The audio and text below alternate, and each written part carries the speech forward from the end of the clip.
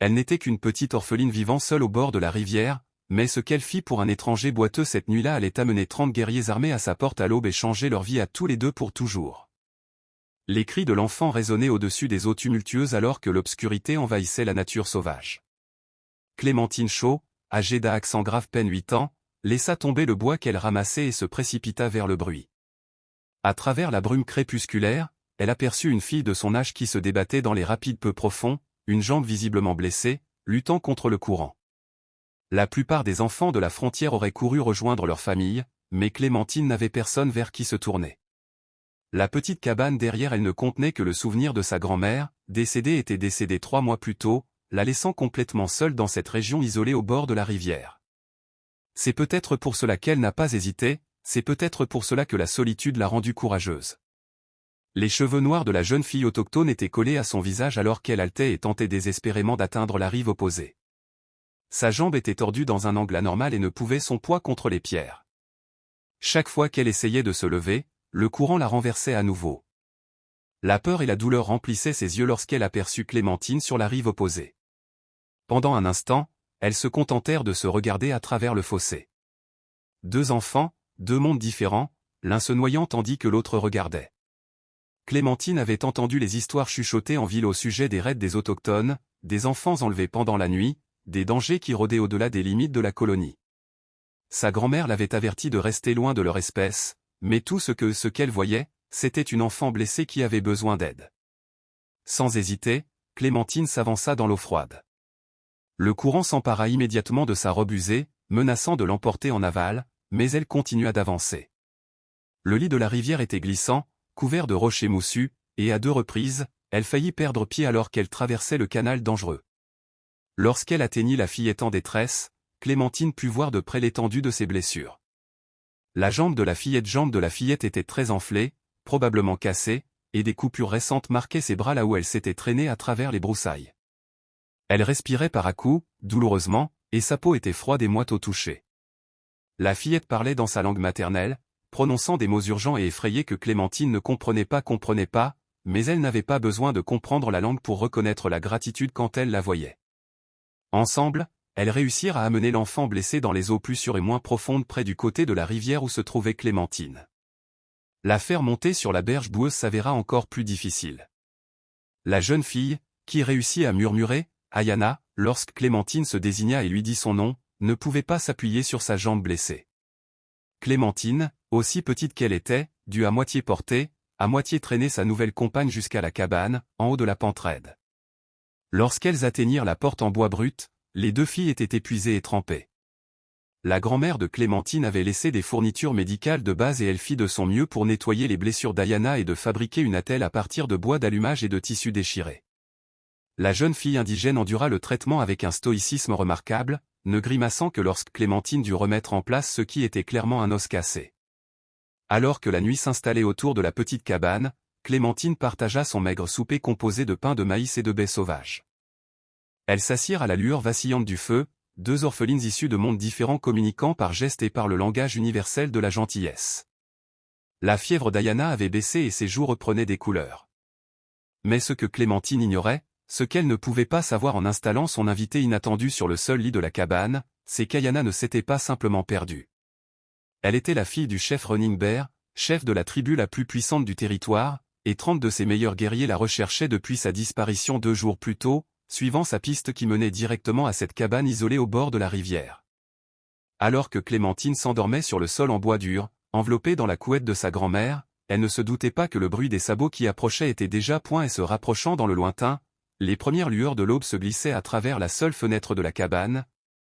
Mais ce n'était pas le lever du soleil qui réveilla Clémentine, mais le bruit des chevaux, de nombreux chevaux qui entouraient sa maison comme le tonnerre roulant sur la terre. Elle se redressa rapidement, le cœur battant à tout rompre, alors que la réalité la frappait de plein fouet. À travers les interstices des murs en bois, elle pouvait les voir, des guerriers peints à cheval, le visage sévère et impitoyable dans la pâle lumière du matin, des plumes dansant dans leurs cheveux et des armes brillant à leurs côtés. Ils avaient formé un cercle parfait autour de la petite cabane, bloquant toute voie de fuite possible. Ils étaient 30, comme les histoires l'avaient prédit. Ayana remua dans son lit, ses yeux fiévreux et brillants se concentrant sur les bruits à l'extérieur. Lorsqu'elle entendit le rythme familier des chevaux de son peuple, son visage se transforma de soulagement et de joie. Elle essaya de s'asseoir et cria dans sa langue maternelle des mots qui sonnaient comme une célébration aux oreilles de Clémentine, bien qu'elle n'en comprît pas le sens. Mais les guerriers à l'extérieur ne répondirent pas avec la même joie. Leurs voix s'élevèrent en ordre sévère et Clémentine entendit le bruit caractéristique des armes que l'on préparait. À travers la fenêtre, elle pouvait voir le guerrier en chef, un homme dont la présence imposait le respect même à cette distance, descendre de son cheval avec une détermination meurtrière. La terreur envahit le petit corps de Clémentine. Tout ce qu'elle avait entendu sur ce qui arrivait aux enfants qui croisaient le chemin des guerriers lui revint en mémoire, les histoires de fermes incendiées, de familles qui disparaissaient sans laisser de traces, d'enfants enlevés et jamais retrouvés. Elle avait sauvé la vie d'Ayana, mais il semblait maintenant qu'elle avait scellé son propre destin. Ayana avait dû voir la peur sur le visage de Clémentine, car elle tendit la main avec une force surprenante et saisit la main de la jeune fille. Elle parla avec insistance, se désignant elle-même puis la porte. Son message était clair, même sans langue commune. Elle allait expliquer, elle allait leur dire ce que Clémentine avait fait, mais allait-il l'écouter? Ou l'acte de gentillesse de Clémentine déjà été interprété comme quelque chose de bien plus sinistre. Les pas à l'extérieur se rapprochaient, délibérés et mesurés. Plusieurs paires de bottes s'approchaient de la porte et Clémentine pouvait entendre le murmure de voix discutant de quelque chose dans leur langue maternelle. Le ton était sérieux, presque sinistre, et elle perçut ce qui semblait être de la colère dans leurs paroles. Ayana se releva péniblement malgré sa jambe blessée, s'appuyant lourdement contre le mur alors qu'elle se préparait à affronter son peuple. Elle regarda Clémentine avec des yeux qui semblaient beaucoup plus âgés que ses 9 ans. À cet instant, les deux filles comprirent que tout allait changer lorsque la porte s'ouvrirait. Les coups frappés résonnèrent comme un coup de tonnerre, 3 coups secs qui semblèrent faire trembler toute la cabane. Mais ce n'étaient pas les coups violents auxquels Clémentine s'attendait, ils étaient contrôlés, presque respectueux, comme s'ils demandaient la permission plutôt qu'ils n'exigeaient d'entrer. Pourtant, la main de Clémentine tremblait lorsqu'elle tendit la main vers le loquet en bois, sachant que sa prochaine décision déterminerait si elle vivrait pour voir un autre coucher de soleil dans cette région sauvage qu'elle appelait son foyer. La porte s'ouvrit pour révéler l'homme le plus imposant que Clémentine ait jamais vu. Le chef Running Bear mesurait près de 2 mètres, ses larges épaules bloquant la lumière du matin derrière lui. Des peintures de guerre striaient son visage buriné de motifs évoquant à la fois les cérémonies et les batailles, et ses yeux sombres dégageaient le genre d'autorité qui vient du fait d'avoir mené des guerriers à travers la vie et la mort. Mais ses yeux féroces s'adoucirent immédiatement lorsqu'ils se posèrent sur Ayana. Le chef prononça un seul mot, qui ressemblait à un nom prononcé avec un immense soulagement, et Ayana répondit par un flot de mots dans leur langue maternelle. Sa voix était pressante mais respectueuse tandis qu'elle faisait signe vers Clémentine, montrant sa jambe bandée, l'attelle de fortune, le bol vide qui avait contenu leur repas partagé. Clémentine resta figée dans l'embrasure de la porte, atteignant à peine la poitrine du chef. D'autres guerriers se rassemblèrent derrière lui, leurs visages restaient impassibles, mais elle pouvait sentir leurs yeux scruter chaque détail, les fournitures médicales éparpillées sur la table, le tissu taché de sang provenant des blessures d'Ayana, la manière prudente. La jeune fille indigène favorisait sa jambe blessée tandis qu'Ayana continuait à parler. Quelque chose de remarquable commença à se produire. La tension qui avait envahi l'atmosphère comme de la fumée commença à se dissiper. L'expression du chef passa d'une autorité sévère à quelque chose qui ressemblait presque à de l'émerveillement. Son regard passait de sa fille à la petite enfant blanche qui avait clairement passé la nuit à prendre soin d'elle. Les autres guerriers se penchèrent en avant pour écouter le récit d'Ayana et Clémentine entendit son propre nom répété plusieurs fois. Chaque fois qu'Ayana disait « Clémentine », elle faisait un geste de gratitude évidente en touchant son cœur, puis en tendant la main vers sa sauveuse. Mais le moment qui changea tout survint lorsqu'Ayana s'efforça de montrer ce qui s'était passé à la rivière. Malgré sa douleur, elle mima sa chute dans l'eau, montra comment Clémentine avait attendu pour l'aider, mimant le trajet prudent jusqu'à la cabane. Lorsqu'elle arriva à la partie concernant les soins médicaux, elle leva sa jambe plâtrée et parla avec une telle émotion que des larmes lui montèrent aux yeux. Le chef Running Bear écouta chaque mot, son visage buriné devenait de plus en plus pensif à chaque détail. Lorsque sa fille eut terminé son récit, il tourna toute son attention vers Clémentine. Pendant un long moment, il se contenta de l'observer, cette petite orpheline qui avait risqué sa propre sécurité pour une inconnue. Puis il fit quelque chose qui choqua toutes les personnes présentes, y compris ses propres guerriers. Le grand chef s'agenouilla sur un genou pour se mettre à la hauteur des yeux de Clémentine et, dans un anglais hésitant mais clair, il lui adressa ses premiers mots, « Tu as sauvé mon cœur ». Il posa sa main sur sa poitrine, puis fit un geste vers Ayana. « Ma fille, mon cœur, tu m'as sauvé ». Les guerriers derrière lui échangèrent des regards étonnés.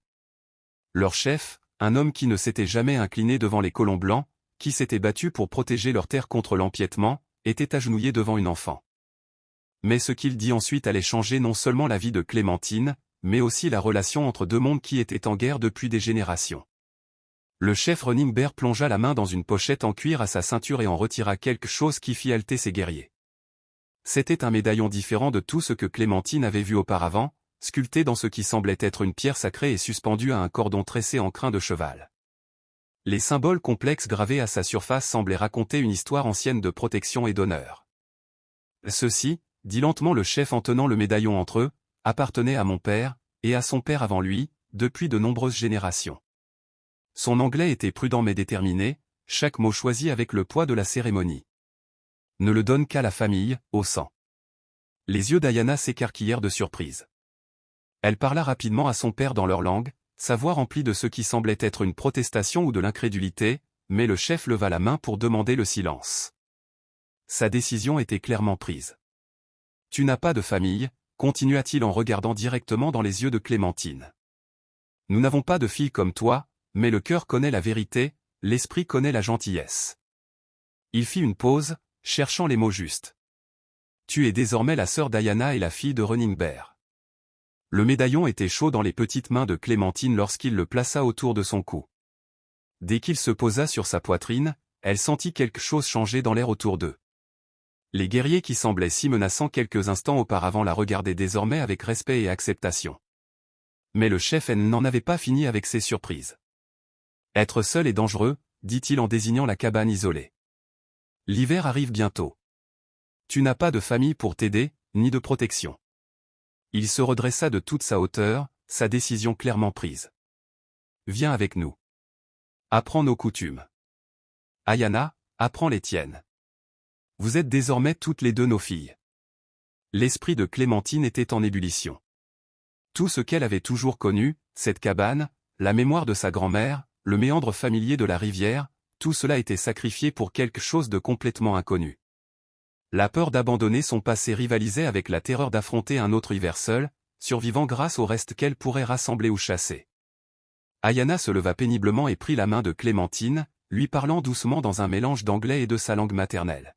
« Viens, ma sœur », parvint-elle à dire, sécurité, chaleur, famille. Le mot « famille » frappa Clémentine comme un coup physique. Elle n'avait jamais vraiment appartenu à personne.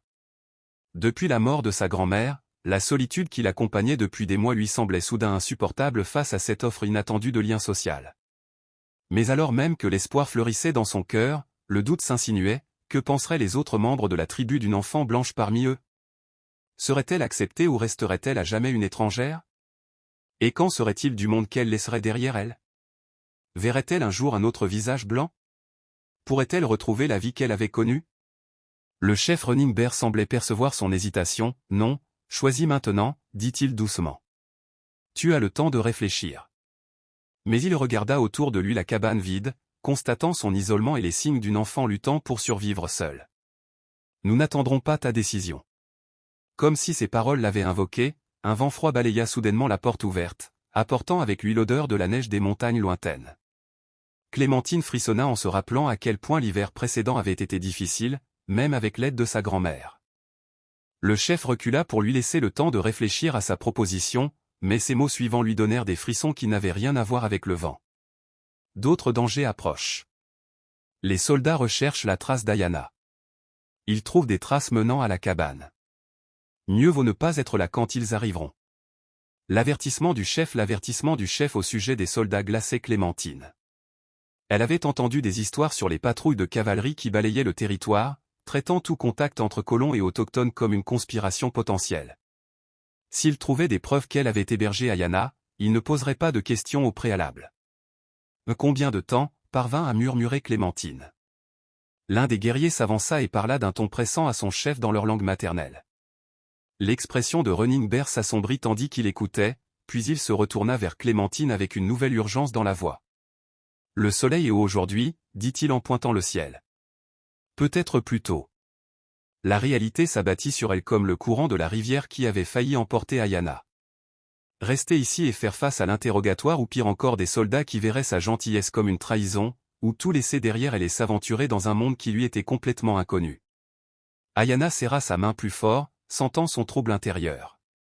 Malgré sa douleur, la jeune fille indigène réussit à se lever et à boiter vers le petit tas d'objets qui représentait toute la vie de Clémentine, la courte pointe de sa grand-mère, une poupée en bois sculptée par des mains disparues depuis longtemps, quelques livres précieux et la boîte en fer contenant l'alliance de sa grand-mère. Avec des gestes prudents, Ayana commença à rassembler ses trésors en parlant doucement à son père. Le chef acquiesça et fit signe à 2 de ses guerriers qui s'empressèrent d'aider à emballer les affaires de Clémentine avec une douceur surprenante. « Tu apportes l'esprit de grand-mère » dit le chef en les regardant emballer soigneusement la courte pointe. « Honorez vos ancêtres, nous comprenons cela. » Mais alors même que le soulagement l'envahissait devant sa compréhension, une nouvelle peur s'empara du cœur de Clémentine. « Et si je ne parvenais pas à apprendre vos coutumes? Et si je n'avais pas ma place ici ?» Pour la première fois depuis son arrivée, le chef Running Bear sourit, transformant son visage sévère en celui d'un père chaleureux. « Ayana ne peut pas traverser la rivière seule, dit-il simplement. Vous lui enseignez la force, elle vous enseigne l'appartenance, vous apprenez tous les 2 ensemble. » Le bruit lointain de sabots résonna soudain dans la vallée, encore lointain mais se rapprochant rapidement. Les guerriers se raidirent immédiatement, leurs mains se dirigeant instinctivement vers leurs armes. Le sourire du chef disparut aussi vite qu'il était apparu. « Un soldat, dit-il d'un ton grave, l'heure du choix est venue. » Clémentine regarda une dernière fois autour d'elle dans la cabane, la table en bois brut où sa grand-mère lui avait appris à lire, la cheminée où elles avaient partagé d'innombrables soirées tranquilles, la fenêtre qui encadrait la rivière où sa nouvelle vie avait commencé quelques heures plus tôt. Puis elle regarda Ayana qui la regardait avec des yeux pleins d'espoir et d'amitié, le chef Running Bear qui lui avait offert quelque chose qu'elle pensait avoir perdu à jamais, sa famille, les guerriers qu'il avait déjà acceptés comme l'une des leurs. Les bruits de sabots se rapprochaient rapidement. Clémentine leva la main et toucha le médaillon sacré qui reposait sur sa poix perdue à jamais, une famille parmi les guerriers qu'il avait déjà acceptés comme l'une des leurs. Le bruit des sabots se rapprochait. Clémentine leva la main et toucha le médaillon sacré qui reposait contre sa poitrine, sentant son poids et sa chaleur, puis elle fit une décision qui allait bouleverser 2 mondes. « Je suis prête. » Dès que Clémentine eut prononcé ces mots, les guerriers s'activèrent avec une efficacité rodée. En quelques minutes, ces maigres possessions furent chargées à cheval et une jument douce, calme et stable, fut amenée, spécialement choisie pour une enfant qui n'avait jamais monté. Le chef Running Bear souleva Clémentine sur le dos du cheval comme si elle ne pesait rien, puis aida Ayana à monter derrière elle. « Tiens-toi bien à ta sœur, lui dit-il. Là elle te protégera à cheval, tu la protégeras dans ton cœur. » Alors qu'il se préparait à partir, Clémentine jeta un dernier regard à la cabane qui avait été son univers. Le soleil matinal peignait d'or ses murs usés par le temps et, l'espace d'un instant, elle crut presque voir sa grand-mère debout sur le seuil, approuvant d'un signe de tête le choix que sa petite-fille avait fait. Le groupe de guerriers se mit en route en silence, suivant les sentiers tracés par les cerfs qui serpentaient à travers la forêt dense et traversaient des ruisseaux cachés. Les guerriers s'étaient positionnés de manière protectrice autour des 2 filles, avec des éclaireurs devant et derrière pour surveiller toute poursuite. Toutes les quelques minutes, le chef Running Bear chevauchait suffisamment près pour vérifier qu'elles allaient bien, ses yeux scrutant constamment les environs à la recherche d'un danger, mais c'est Ayana qui s'avéra être le point d'ancrage de Clémentine pendant ses premières heures terrifiantes. Malgré sa jambe blessée, elle resta stable derrière Clémentine, lui offrant des mots d'encouragement discrets chaque fois que la jeune fille semblait dépassée. Elle lui montrait des points de repère, un nid d'aiglo dans un pin ancien, une cascade qui chantait à travers les rochers, une prairie où des chevaux sauvages paissaient souvent. « Mon peuple » dit doucement Ayana en choisissant soigneusement ses mots anglais. A emprunté ces chemins pendant de nombreuses saisons, des chemins sûrs, des chemins protégés. Plus elle s'enfonçait dans la nature sauvage, plus Clémentine comprenait qu'elle entrait dans un monde parallèle à tout ce qu'elle avait connu. Ce n'était pas une terre frontalière vide, comme le croyaient les colons, mais le foyer de personnes qui connaissaient chaque ruisseau, chaque sentier de gibier, chaque endroit où poussaient des herbes médicinales. Lorsque le soleil atteignit son zénith, elles franchirent une crête qui coupa le souffle à Clémentine, le souffle coupé. Sous leurs yeux s'étendait une vallée dont elle n'avait jamais imaginé l'existence, un paradis caché où une rivière limpide serpentait à travers des prairies parsemées de tipis, où la fumée s'élevait paisiblement des feux de cuisine et où elle pouvait voir des gens vaquer à leurs occupations quotidiennes. Des enfants jouaient près du bord de l'eau tandis que les femmes réalisaient des travaux de perlage élaborés et que les hommes s'occupaient des chevaux qui se déplaçaient comme de la poésie. Travers le paysage. Chez nous, murmura Ayana, et Clémentine pouvait entendre la joie et le soulagement dans sa voix. Mais alors qu'elles commençaient leur descente dans la vallée, Clémentine remarqua que les gens interrompaient leurs activités pour les regarder. La nouvelle de leur arrivée les avait clairement précédés, et la curiosité à l'égard de l'enfant blanche était évidente sur tous les visages qu'elle croisait. Certaines expressions montraient un intérêt bienveillant, d'autres affichaient une inquiétude ou une méfiance évidente. Quelques femmes âgées discutaient rapidement entre elles en faisant des gestes vers Clémentine, dans ce qui semblait être un débat sérieux. Le chef Running Bear avait pris de l'avance pour parler à un groupe de chefs tribaux qui s'étaient rassemblés près du plus grand tipi. Leur conversation fut brève mais intense, avec plusieurs regards appuyés en direction de Clémentine. Elle ne comprenait pas leurs paroles, mais elle pouvait lire la tension dans leur langage corporel. Finalement, le chef revint et aida les deux filles à descendre de cheval. Toute la tribu s'était rassemblée en un grand cercle autour d'elle, créant une arène de visages curieux et impatients. « Mon peuple doit entendre l'histoire », expliqua Running Bear à Clémentine. « Doit comprendre pourquoi White Child porte médaillon sacré.